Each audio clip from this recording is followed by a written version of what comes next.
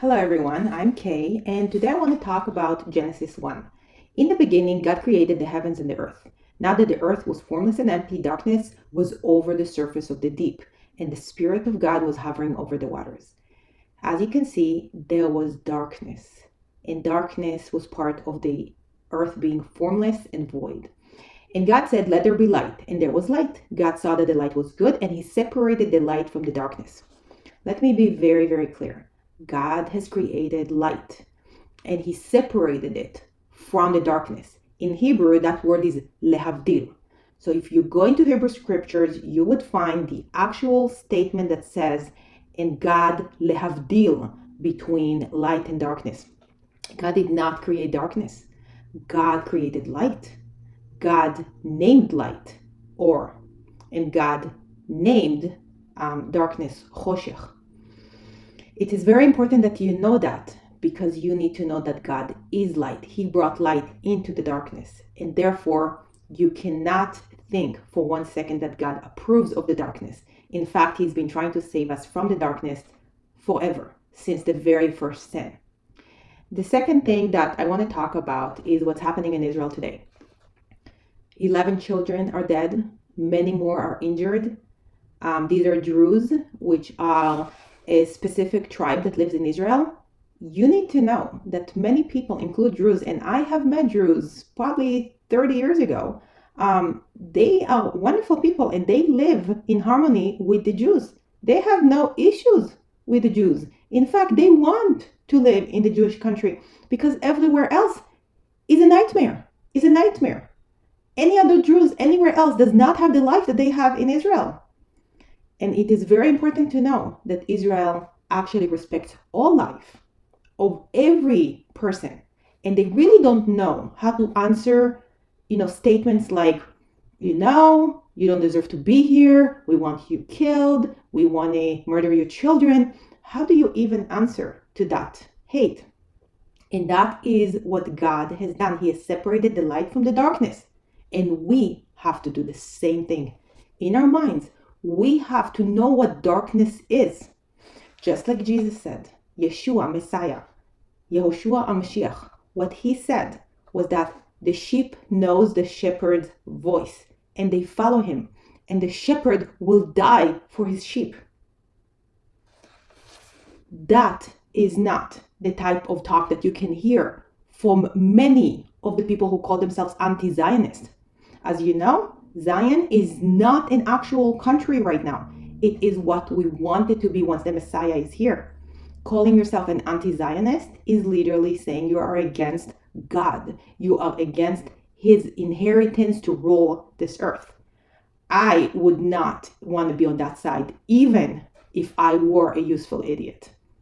I would know that you do not cross God, and you definitely do not reject Him by going against the prophecies. Many do not have any excuse. They have grown up in either Jewish homes or they grew up in Christian homes. So it is surprising when they cannot distinguish between light and darkness. And parents, this is our job. Our job is to take our experience and our wisdom that only comes with knowing God for this long, with understanding that our experience showed us darkness at some point, even in our youth. Even if we don't want to admit it, but darkness was always there to fail us, to destroy everything that is good in our life. And if we're here and we have kids, it means that darkness did not prevail. Which brings me to the next subject, and that is the abortion movement. I don't know why the Democrats are defining abortions as rights of women. I can imagine many, many rights that women should have. Women should have a voice to speak without retaliation. Women should have the ability to exist in a workplace without being called crazy or hysterical. Women should have the right to drive a car and not be referred to as you drive like a woman or an old lady. Women should be getting paid, if not exactly even to the men, then more for the sacrifices that they have to make, being with their children and working very hard and having to prove themselves over any man. Now, having children that are a girl and a boy, I would love for both of them to have the most amazing future. and for them to be treated beautifully. And I know what darkness is, and I feel God's light. So it's important to me to make sure that both of them grow up being respectful to the other, that they know that male and females are the same. And if that brings me to the next subject of male going into women's sports, well, it's only fair, and that's what I tell my children, that females will go into men's sports. In fact, I would say that we should not even have women or male sports. In school, in elementary school, boys and girls play together. In fact, my daughter is a vicious player.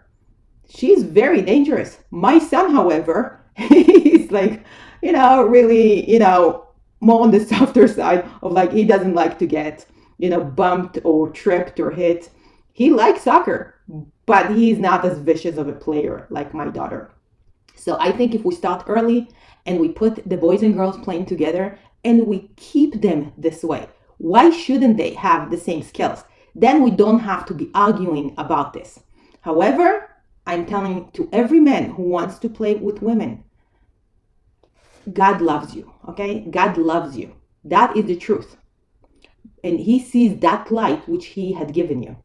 But there is darkness in you, and you are allowing it out, and you know that you do. Enough with, with pretending that it's not true.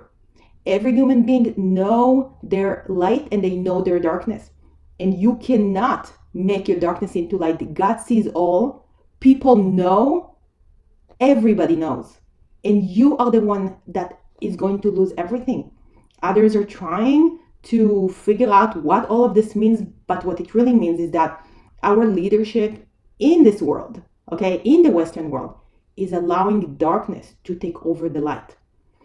I hope this video is useful to you, and I hope that you will now consciously choose light over darkness and keep separating the darkness from the light so we can live in the light together. Do not bring the darkness into every situation, even if you think it makes you right, even if you think it makes you feel better. All of that is complete nonsense. We have a responsibility to love God and what he's done for us, and to love others and what they can be for us, and not do everything possible to reject them. Do not reject God. Do not reject others. Love God. Love others.